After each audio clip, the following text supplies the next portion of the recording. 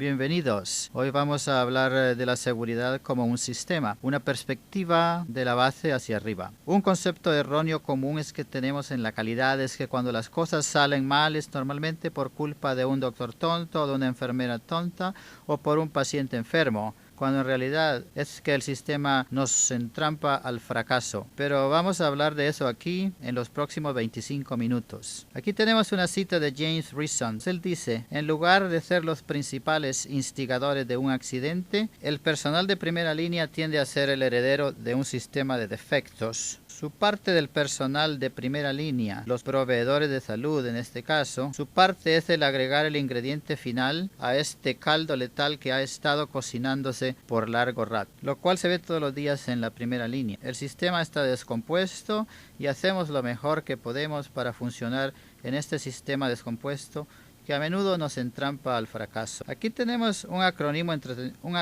entretenido, por si usted es un aficionado de la aviación, porque muchas de las lecciones provienen de la industria de la aviación. VCCT. VCCT es el acrónimo para el tipo más común de los accidentes de aviación comercial que tenemos. Las siglas significan vuelo controlado contra el terreno. CFIT por sus siglas en inglés. El 43% de todos los accidentes son accidentes VCCT.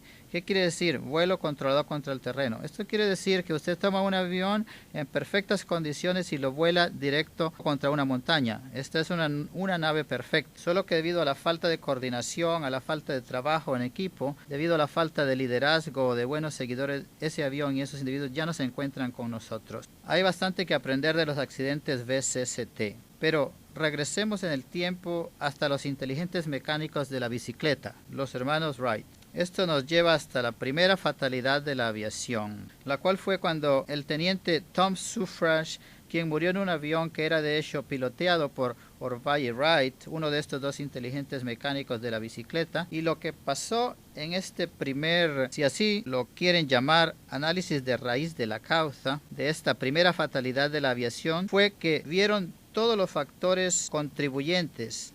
Ellos sabían que el avión ya había volado ese mismo día con un solo pasajero más ligero de peso. ¿Y por qué es que se estrelló cuando voló con dos pasajeros más pesados? Eventualmente descubrieron que existían un par de alambres guías que no podían soportar tanto peso, pero el esfuerzo que se tomó para entender esta primera fatalidad plantó la semilla que se ha ido fertilizando durante todos estos años en la aviación comercial durante los últimos 100 años. Aquí es donde la aviación y la medicina comienzan a entrelazarse. Esta es la portada del fascículo de la revista Diario Médico Británico del 2000, donde empezamos a juntar a algunos expertos de aviación y del sector salud para identificar dónde estaban los puntos comunes en ambos campos. Hay lugares en donde las analogías son poderosas, hay lugares en donde se desintegran, pero suficiente es decir que con solamente observar la naturaleza humana y el rendimiento humano en situaciones de alto riesgo, en industrias de alta responsabilidad, existen algunas lecciones poderosas que deben aprenderse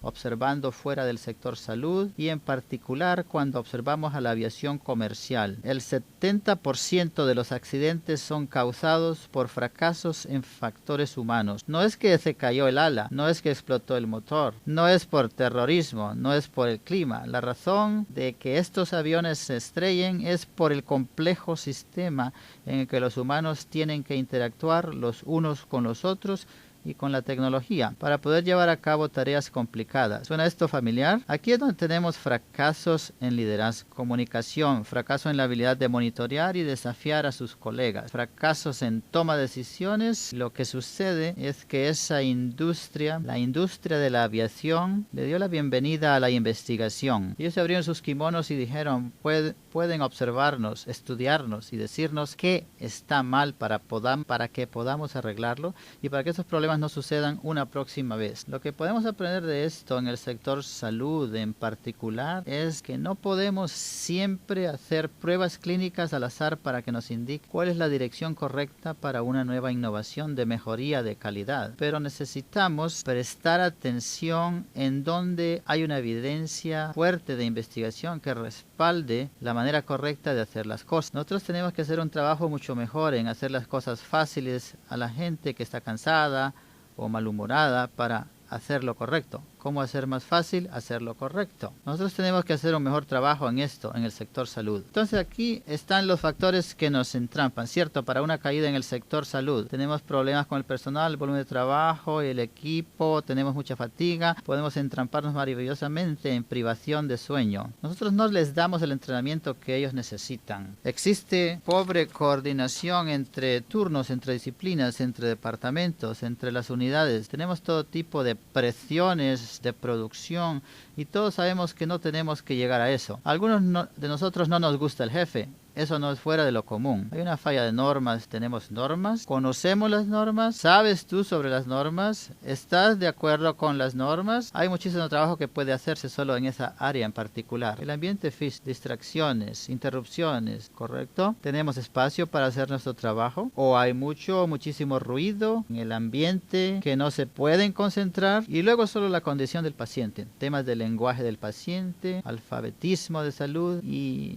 este es un tema asombroso. La salud del alfabetismo es una pieza fascinante. ¿Sabían ustedes que el 20% de sus pacientes, el 20% no puede leer un titular en un periódico? 20%, uno de cada 5. ¿Piensan ustedes en esto cada vez que interactúan con los pacientes? Entonces este es un sistema lleno de complejidades, lleno de factores que ustedes van a heredar en la línea frontal y que van a hacer más difícil desempeñar su trabajo efectivamente. Así que entendamos la seguridad como un sistema, ¿o vamos a continuar culpando a los cuidadores individuales por los errores que ocurran en medio de la noche?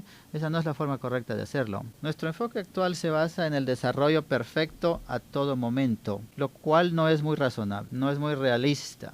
No rendimos homenaje a la naturaleza humana porque nos vamos a cansar, a abrumar, nos vamos a distraer y a estresar. Eso es nuestra naturaleza humana. Y tratamos de pretender que lo superaremos asistiendo a la escuela de enfermería o a la de medicina o al enfocarnos en el paciente o en lo que es lo correcto para el paciente. Pero la verdad es que esto eventualmente va a regresarles como una patada por detrás. No se pueden negar esos aspectos de la naturaleza humana. Trabajamos en conjunto como un equipo de expertos individuales, lo cual no es muy efectivo. Lo que necesitamos hacer es trabajar juntos como un equipo experto, porque la naturaleza de cómo proveemos el cuidado de la salud ha evolucionado tanto en los últimos 20 años. Si observan la manera en que los pacientes se involucran con su cuidado de la salud, es casi nulo. Bueno, algunas unidades son mejores que otras, pero esto es algo a lo que tenemos que poner un poco más de atención en cuanto a la seguridad como sistema. Y finalmente el legado de lo que hemos estado haciendo el día de hoy se ha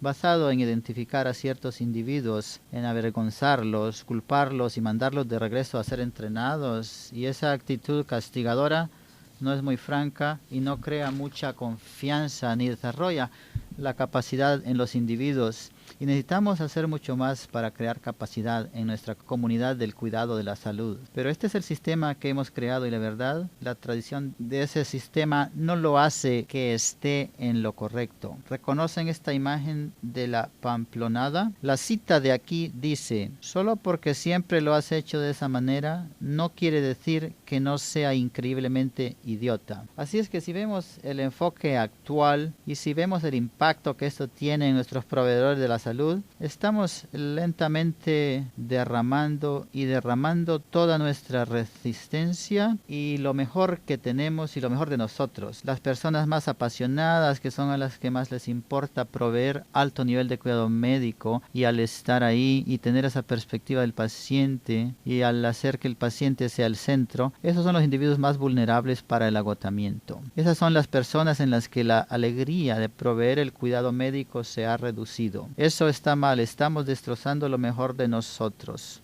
Los recursos se están desperdiciando en una forma impresionante. Así que para que alguien diga que el cuidado de salud de alto nivel es más caro, toda la investigación se permite disentir, ¿correcto? Bueno, lo que hemos descubierto es que los hospitales más exitosos físicamente son los que tienen fuertes programas de seguridad y calidad. Y por último, el daño innecesario se causa en este enfoque actual porque ¿qué es lo que estamos haciendo? Estamos esperando los problemas y luego salimos con muchas aclaraciones para explicarlos en lugar de entender qué es lo que los está causando y así eliminar esos problemas de raíz. Entonces, ¿qué es lo que podemos hacer? Emprendamos un pequeño viaje a través del estrés y entendamos de dónde viene el estrés y cómo afecta nuestra habilidad para dar un buen cuidado de la salud. El caballero aquí es Robert Sapolsky, quien hace este estudio. Él es el del lado izquierdo aquí, Robert Sapolsky. Él ha estado estudiando la analogía entre los monos babuinos y los humanos por 28 años en el Serengeti. Un hombre fascinante. Él mostró que el estrés, todo el estrés, proviene de dos fuentes principales. Si no puede predecir algo, le causa estrés. Si no lo puede controlar, le puede causar estrés. Estas son las dos fuentes de todo estrés. Esto es importante para la calidad y la seguridad, porque todas las intervenciones de barra de desplazamiento,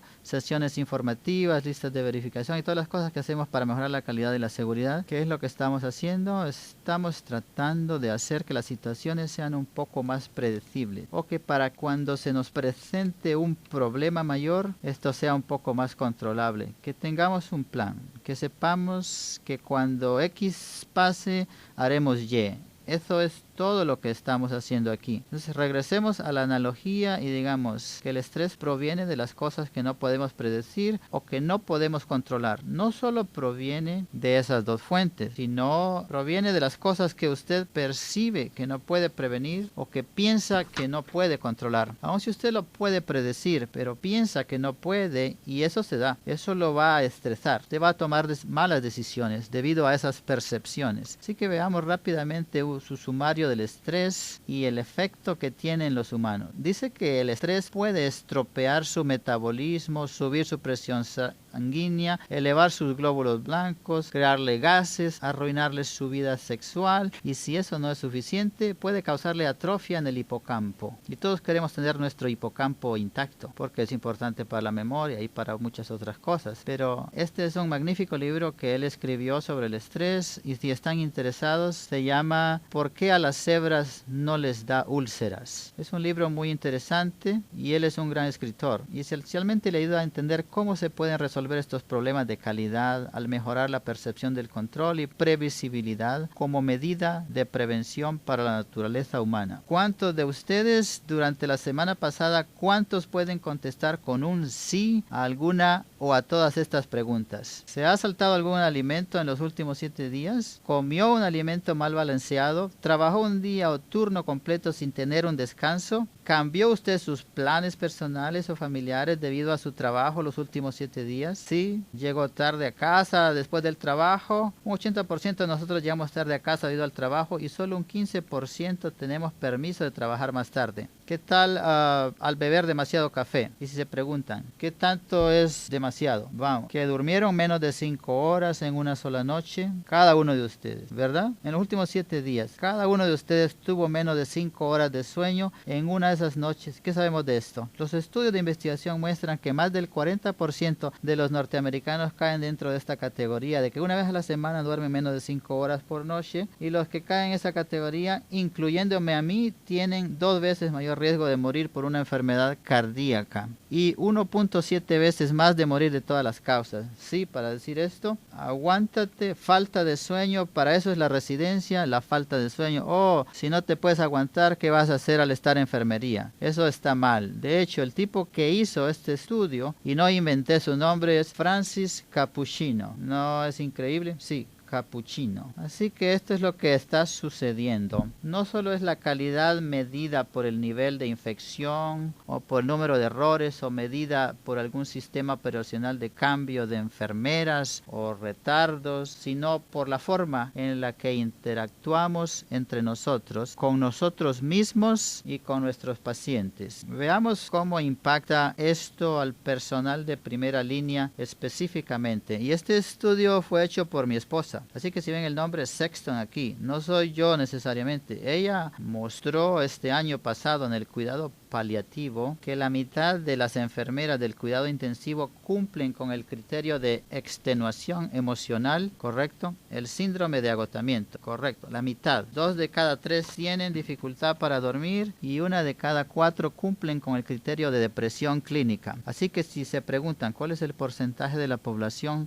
general que cumple con el criterio de depresión, es entre el 6 y el 8%. Pero las enfermeras de cuidados intensivos, no es el 6%, es 1 de cada 4. Eso está de locos. ¿Qué estamos haciendo con nuestros cuidadores de salud al crear este ambiente en el que no pueden salir adelante como personas? Ahora veamos la redefinición. ¿Qué queremos decir con calidad? Calidad es la forma en la que cuidamos de nuestros pacientes, cómo cuidamos los unos de los otros y cómo cuidamos de nosotros mismos. ¿Necesita ir al baño? ¿Fue al baño cuando necesitó ir al baño? ¿Cuando le dio hambre en el trabajo? ¿Paró de trabajar para comer? Usted puede quemar la vela por ambos extremos, pero no por mucho tiempo. Así que eventualmente su habilidad de rendir en un 100% y de darle cada onza de usted a sus pacientes se disminuye. Y entonces, ¿qué pasa con la calidad? Cuando nos cuidamos a nosotros mismos, no podemos cuidar de nuestros pacientes. Así que tenemos que ver esto más integralmente. Veamos el área de parto por un minuto. Esto se publicó en el diario de Perinatología hace unos años y mostramos que al observar 44 unidades de parto y las normas de las 44 unidades de parto, las cuales varían desde el 15 hasta el 75%, reportó buen equipo de trabajo. Cada una de estas barras es una unidad diferente de parto y representa el porcentaje de personas en esa unidad de parto que reportaron buenas normas de equipo de trabajo en su unidad. Como de un 15% a 3 de cada 4 reportaron tener buen equipo de trabajo en la unidad de parto. Lo interesante no es la variabilidad que hay de una unidad a otra, sino lo que estaba asociado a ella. Y lo que encontramos es que las personas de aquí, donde no se reportó buen ambiente de equipo de trabajo, presentaron menos previsibilidad de un momento a otro. Parece como si cada momento era una sorpresa. Y eso no es bueno, porque ¿qué hace eso? Causa tensión o estrés. Por lo que no se puede predecir, le causa estrés. Estas personas están bien estresadas. No solo tienen que trabajar en equipo de trabajo, sino que es más estresante. No saben con quiénes trabajan, así que hay falta de familiaridad. No conozco los nombres de las personas con las que trabajo, no conozco su estilo de trabajo, así que en ese sentido hay menos previsibilidad también. Aquí abajo tenemos mucho más agotamiento y acá hay menos agotamiento. Pero aquí debajo tenemos una tremenda cantidad de agotamiento. Extenuación emocional en estas unidades, correcto. Más retrasos aquí abajo, unos cuantos retrasos sobre la mano derecha y cambio de turnos muy pobremente coordinados. En transiciones de cambio de manos en el cuidado, encontrando turnos en cambios de turnos, se hacen pobremente en unidades donde hay pobre trabajo en equipo.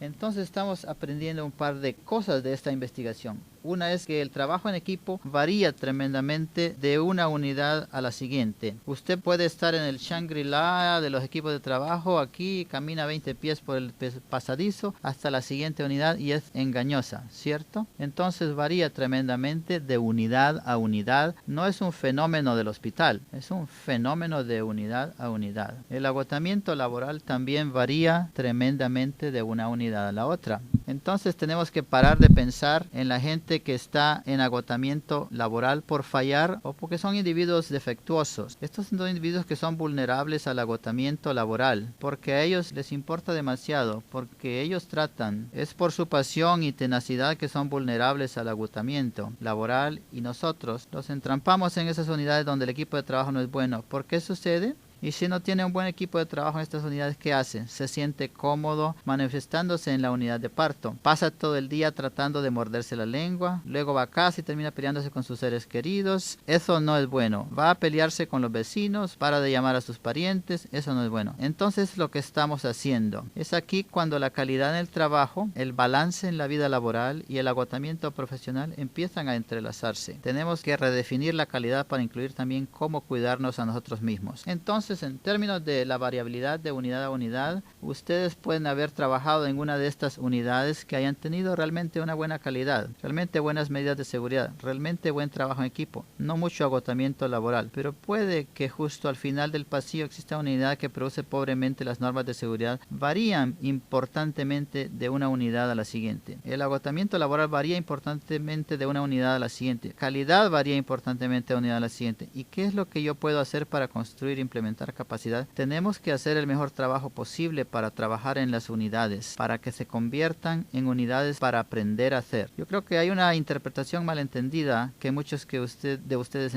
tienen, incluyéndome a mí mismo, que es que si ustedes revisan literatura encontrarán las pruebas clínicas al azar que explican cómo arreglar el problema, cuando la realidad es que no tenemos ningún estudio clínico al azar que nos muestre cómo arreglar calidad en el sector salud todavía. Estamos tremendamente lejos de ese punto todavía. Entonces nosotros tenemos que lograr que el personal no revise la literatura para encontrar análisis mediáticos, lograr la mejor práctica de alguna publicación de buena reputación, porque está por demás entendido, no existe aún, inclusive no sabemos cómo aprender cómo hacerlo mejor, que podamos en términos de encontrar que es lo correcto que debe hacerse. Pero las unidades más exitosas en implementar mejoría de calidad y mantenerla no son las que pueden citar la literatura, son aquellas que están al tanto de lo que dice la literatura, pero se concentran mucho más en cómo implementar ese conocimiento en esa unidad bajo las restricciones de recursos y limitaciones de personal o limitaciones en equipo y en limitaciones de presupuestos. Encontrar esto en cómo hacer lo que se cree que es lo correcto en el contexto de ustedes, esa es la clave. Esas son las unidades, son las que crecen y sobreviven y se mantienen en el tiempo. Entonces hay una tremenda cantidad de variabilidad. Si usted únicamente observa 30,000 personas a través del sistema de salud en ascensión en 890 áreas de clínicas distintas, el rango que se presenta desde, y estamos hablando de 890 barras, correcto, 890 unidades de toda la salud en Asunción, varía de 0%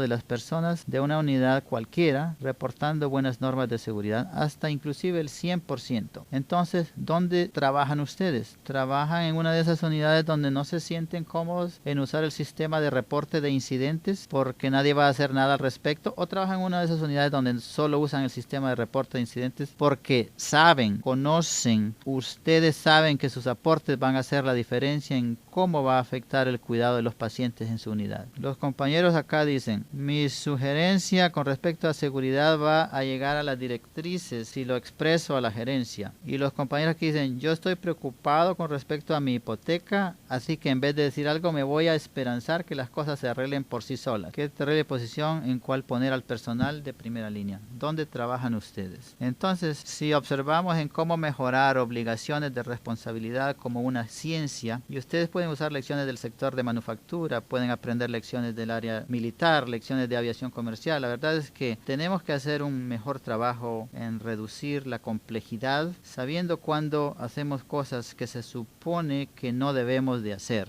Correcto, medir eso y aprender cuando las cosas salen mal. Si existe un defecto, si existe un problema, si algo aparece durante la noche, nosotros tenemos que saber cómo responder a eso. Y lo que sucede ahora es que la gente está tan asustada con tanta frecuencia que prefieren voltear la mirada para el otro lado, esperanzadas en que no se les asocie con el problema en vez de intervenir y tratar de resolver el problema. Entonces nosotros entrampamos a nuestros proveedores de salud hacia una caída terrible y todas las organizaciones de mejor calidad invierten tremenda cantidad de tiempo y energía en ayudar a los proveedores de salud en cómo responder a problemas, a estos defectos cuando sucedan. Estos defectos pueden no tener ninguna relación con eventos de seguridad. Puede ser cualquier tipo de problema de equipos, cualquier tipo de problema de personal, cualquier tipo de situación que ustedes no quieren que vuelva a suceder nuevamente. Esos son los que van al balde de los defectos. Entonces, cuando los defectos suceden, ¿qué es lo que hacen al respecto? Entonces, tenemos que aprender de nuestros defectos para seguir adelante. Y el problema es que la manera como hablamos las cosas es de la manera siguiente. Los defectos son muy caros, ¿cierto? Nos hacen sentir mal, ¿cierto? Son muy intimidantes. Yo no sé cómo es posible que yo,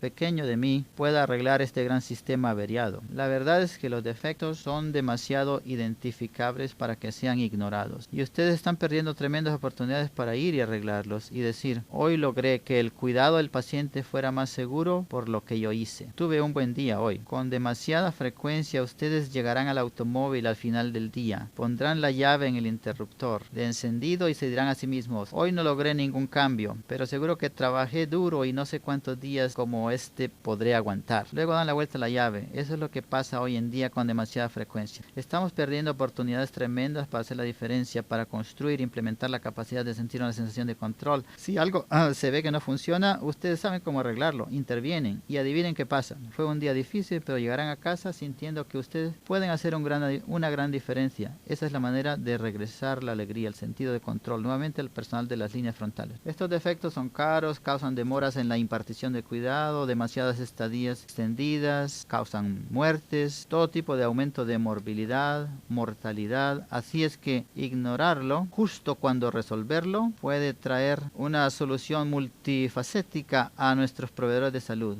Entonces es simplemente una locura. Entonces, regresando nuevamente al tema del proverbio chino, donde si tú me lo dices, yo olvidaré. Si tú me lo enseñas, tal vez pueda recordarlo. Pero si tú me involucras, si tú me haces parte de la solución, entonces entenderé. Y ahí es donde nosotros como sistema de cuidado de la salud le fallamos al personal de líneas frontales. Porque ellos quieren estar involucrados. Ellos no tienen las herramientas. Ellos no reciben el entrenamiento. Ellos no tienen ese tiempo de protección para lograr algún cambio. Y despacio, muy despacio, estamos drenando la alegría día tras día de la impartición de cuidado. Entonces, aquí hay un ejercicio, si ustedes pueden decir esto, y sentir cómo es que realmente tiene algún sentido. Ustedes sabrán, han salido de la mediocridad de uno de esos tipos de unidades con agotamiento profesional, de una de estas unidades de bajo trabajo de equipo, baja calidad. Mi trabajo es encontrar los defectos y arreglarlos para así impartir el cuidado más seguro al mundo. Si van a la fábrica de General Motors en Detroit, ¿y qué es lo que encuentran? Ustedes pregúntenle a alguien que trabaja en la línea de ensamblaje, ¿qué es lo que usted hace? ¿Cuál es su trabajo? Y esa persona mirándolos les dirá, pongo la puerta de ese automóvil de aquí, ese es mi trabajo, es lo que hago todo el día. Ustedes van a Toyota y le dicen a la persona que está en la misma posición en la línea de ensamblaje, ¿qué es lo que usted hace? Yo estoy construyendo el auto más seguro del mundo, los mejores automóviles del mundo. Eso es lo que estoy haciendo. Tenemos que encontrar eso en el sistema de salud, porque hemos perdido el camino. Nos hemos puesto demasiados sombreros, demasiadas presiones con el personal de las líneas frontales que han tenido demasiadas responsabilidades. Y ellos no tienen el tiempo, no tienen los recursos, las herramientas o el entrenamiento para realmente tener la posibilidad de hacer esto de una manera que tenga un significado para ellos. Entonces, ¿de dónde provienen estos defectos? Pueden ver sus sistemas de reporte de incidentes, sus efectos centinelas, tienen las reclamaciones, tienen los niveles de infección, tenemos complicaciones. Lo más importante, se pueden preguntar los unos a los otros, esto es en dónde perdemos la mayoría de las oportunidades, en dónde el gerente de enfermería, los gerentes de unidad y los directores médicos pueden ir con el personal de las líneas frontales y preguntarles directamente cómo se va a dañar al siguiente paciente en esta área clínica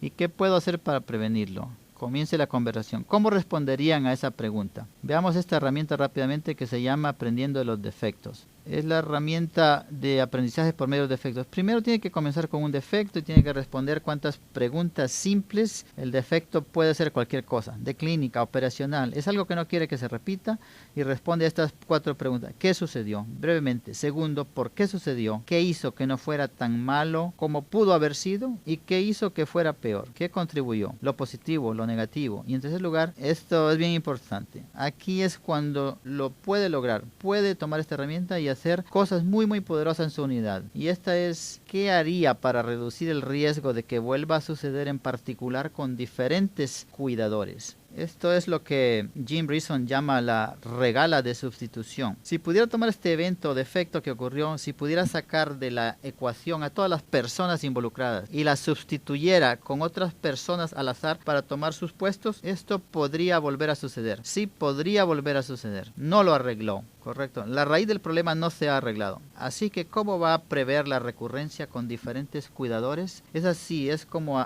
arreglar el problema, y una vez que lo haya logrado, va a poder hacer cosas muy poderosas en su unidad. Y el cuarto punto es este: ¿cómo saber si se redujeron los riesgos? Es algo que tiene que medir o algo que se tenga que auditar para asegurarse de que hizo lo que se tenía que hacer. Estas 4 preguntas simples son muy poderosas, y si puede lograr lograr esto, puede comenzar a obtener de nuevo la calidad de su unidad. Aquí está de nuevo la herramienta y la puede colgar en la parte posterior de su gafete y presenta el qué sucedió, por qué sucedió y le da ejemplos de los factores de sistema que cubrimos anteriormente. Preguntas de producción, problemas con el equipo, sobrecarga de trabajo, condición del paciente, qué puede hacer para reducir los riesgos de la recurrencia con diferentes cuidadores. ¿Cómo podemos saber si se redujeron los riesgos? Y la última pregunta es una nota de aviso porque en este punto fallamos mucho, correcto, para implementar todo esto, y es con quién debemos compartir nuestro aprendizaje. Ya hablamos del engaño y el Shangri-La, uno al lado del otro. Así es como comienzan a poner al descubierto la excelencia, porque tenemos que recordarnos a nosotros mismos que nos llevó 45 minutos el analizar la raíz del problema, lo que pasó con este defecto y qué podemos hacer para evitar la reincidencia. Nos tomamos el tiempo para descifrarlo y aprendimos una lección. ¿Con quién deberíamos compartir esa lección aprendida para así difundir ese conocimiento? También existe aquí un tremendo sentimiento de júbilo, de haber podido descifrar y resolver un problema y compartirlo con sus colegas para quienes es muy relevante y para que ellos no pasen por el mismo proceso que ustedes pasaron. Conforme terminamos nuestra sesión, quiero decir que tenemos que aceptar que en el sistema de cuidado de la salud vamos a cometer errores y que tenemos que enfocarnos en el sistema descompuesto en lugar de culpar a los individuos, porque al culpar a los individuos sangramos lo mejor de nuestro personal con este método. Tenemos que enfocarnos en el paciente en lugar de enfocarnos en los errores. Podemos contar errores todo el día, pero eso no va a hacer necesariamente la situación más segura. Debemos crear metas claras y en particular, si tienes una pregunta, tienes que decir lo que piensas y debe decir lo que piensas lo más pronto posible. Y esto no quiere decir que al yo decirle esto lo voy a hacer, pero vamos a hablar de esto, de las opiniones y de las sesiones de entrenamiento para dar su opinión en un minuto más. Tenemos que estandarizar el crear revisiones independientes de aprender nuestros errores. Al aprender nuestros errores, ¿qué es lo que hacemos? Presentamos más previsibilidad al proceso, ¿correcto? Al estandarizarlo. Así que, ¿cuál es la síntesis aquí? Con la seguridad del paciente como sistema se trata de cambiar las situaciones, lo cual es mucho más efectivo que cambiar la naturaleza humana, porque la naturaleza humana siempre va a estar ahí rondando y esperando la oportunidad para salir a la luz. Para dar un rápido repaso general de lo que hacemos en el Centro de Seguridad para el Paciente, aquí en el Sistema de Salud de la Universidad de Duke hay un sitio de internet por si están interesados. Ofrecemos entrenamiento para oficiales de seguridad para el paciente, entrenamiento para liderazgo médico en seguridad y calidad, y esto es para cómo dar malas noticias, cómo dirigir los esfuerzos de calidad y seguridad. Para ejecutivos ofrecemos lo siguiente, correcto, liderazgo médico, liderazgo ejecutivo en cuanto al sistema como seguridad. Esto es lo que acaban de presenciar, la perspectiva de la base hacia arriba. Ofrecemos entrenamiento para equipos llamado Team Steps, y si no lo saben todavía, Duke es uno de los 5 centros certificados de entrenamiento Team Steps del país, el cual está muy solicitado. Personas de alrededor del país piden venir a Duke para ser entrenados, y si usted está interesado en el entrenamiento para Team Steps, es muy afortunado porque Laura Maynard, decano de la facultad, desempeña un gran papel en el entrenamiento de Team Steps. Tenemos un curso breve si desean tener una visión rápida de su contenido, y tenemos el curso completo en el que se entrena al entrenador y pueden entrenarse los unos a los otros como llevar a cabo el curso. Resolución de conflictos y entrenamiento. Este curso es importante tomarlo porque normalmente no se nos entrena en esto, y si lo llegamos a tener, a menudo es presentado por personas que realmente no entienden cómo resolver los conflictos en las unidades de enfermería. Y la recuperación del agotamiento. Tenemos un enfoque general, el cual es una introducción de cómo la calidad y el agotamiento se relacionan y qué podemos hacer para crear más resistencia en el sistema. Tenemos también la intervención, la cual está diseñada para ayudar a las personas a recuperarse del agotamiento, ya sean individuos o unidades. Esto les da la idea del tipo de entrenamientos que tenemos en el Centro de Seguridad para el Paciente. Espero hayan disfrutado la presentación el día de hoy, y por favor no sean tímidos, visítenos en nuestro sitio internet y vayan con cuidado.